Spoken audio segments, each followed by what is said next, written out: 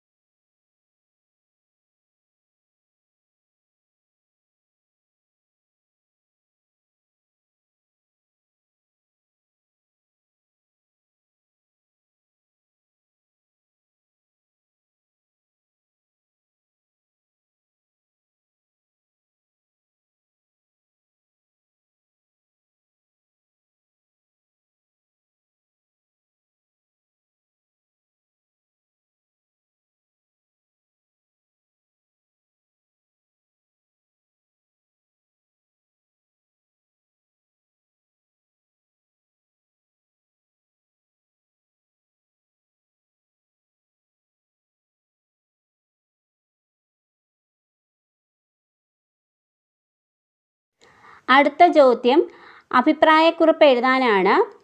സ്വതേ മനുഷ്യർ സുന്ദരന്മാരാണ്, സുന്ദരികളുമാണ്. ഉറൂബ്. ഒന്നല്ലി നാമയി സഹോദരരല്ലി പൂവേ, ഒന്നല്ലി കൈയിഹ രചിച്ചത് നമ്മയെല്ലാം. കുമാരനാശാൻ.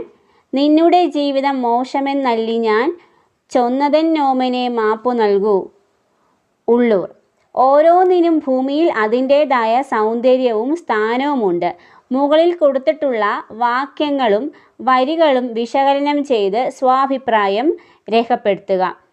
അപ്പോൾ കുമാരനാശാൻ്റെയും ഉറൂബിൻ്റെയും ഉള്ളൂരിൻ്റെയും കവിതാശകലങ്ങളാണ് ഇവിടെ കൊടുത്തിട്ടുള്ളത്. അപ്പോൾ അതിൽ ആ വരികൾ വിശകലനം ചെയ്തിട്ട് നമ്മൾ ഭൂമിയിൽ ഓരോ സൃഷ്ടിക്കും അതിൻ്റേതായ സ്ഥാനവും സൗന്ദര്യവും ഉണ്ട് എന്ന ആ ഒരു വിലയിരുത്തിനെ നമ്മൾ സമർത്ഥിക്കാനാണ് പറഞ്ഞിട്ടുള്ളത്. നമ്മുടെ സ്വാഭിപ്രായം ആ ഒരു വിലയിരുത്തലിനെ അടിസ്ഥാനപ്പെടുത്തി സമർത്ഥിക്കാനാണ് പറഞ്ഞിട്ടുള്ളത്. അപ്പോൾ നമുക്കറിയാം ഭൂമിയിൽ ഓരോ സൃഷ്ടിക്കും, ദൈവത്തിൻ്റെ ഓരോ സൃഷ്ടിക്കും അതിൻ്റേതായിട്ടുള്ള പ്രാധാന്യമുണ്ട്. അപ്പോൾ നമുക്കതിൻ്റെ ഉത്തരത്തിലേക്ക് പോകാം.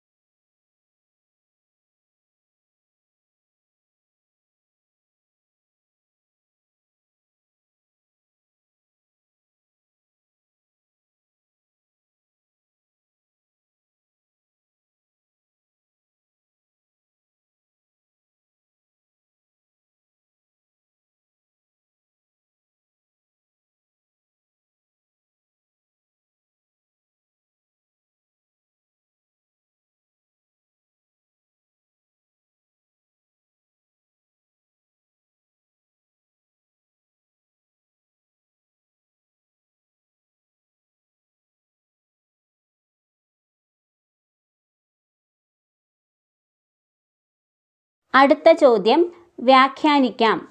തെറ്റെന്നു വീണ്ടുമ പൂവിനോടോതിനേൻ, തെറ്റിപ്പോയി ഞാനൊരു ബുദ്ധിഹീനൻ.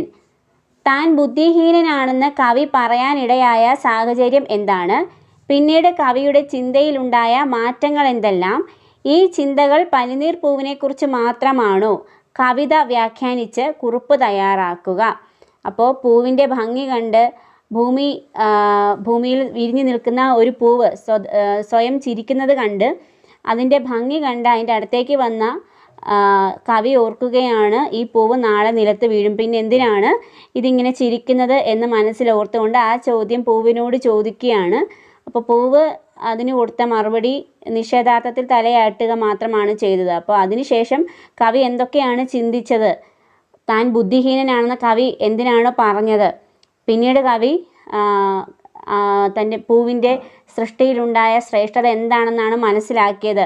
അപ്പോൾ ഇത് പൂവിനെക്കുറിച്ച് മാത്രമാണോ എന്നൊക്കെയാണ് ചോദിച്ചിട്ടുള്ളത്. അപ്പോൾ നമ്മൾ വ്യാഖ്യാനിച്ച് കുറിപ്പ് തയ്യാറാക്കാനാണ് പറഞ്ഞിട്ടുള്ളത്. അപ്പോൾ നമുക്ക് ഉത്തരത്തിലേക്ക് പോകാം.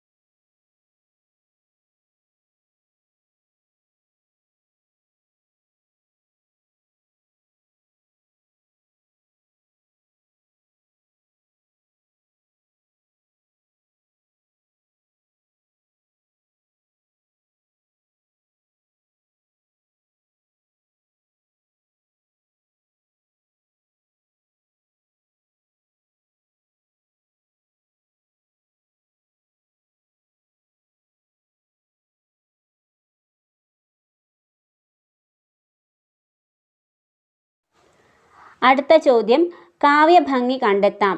പാടുന്ന വണ്ടുകൾക്കൊപ്പമായി തെന്നലിലാടുന്ന നിങ്ങളെ ആർ മറക്കും.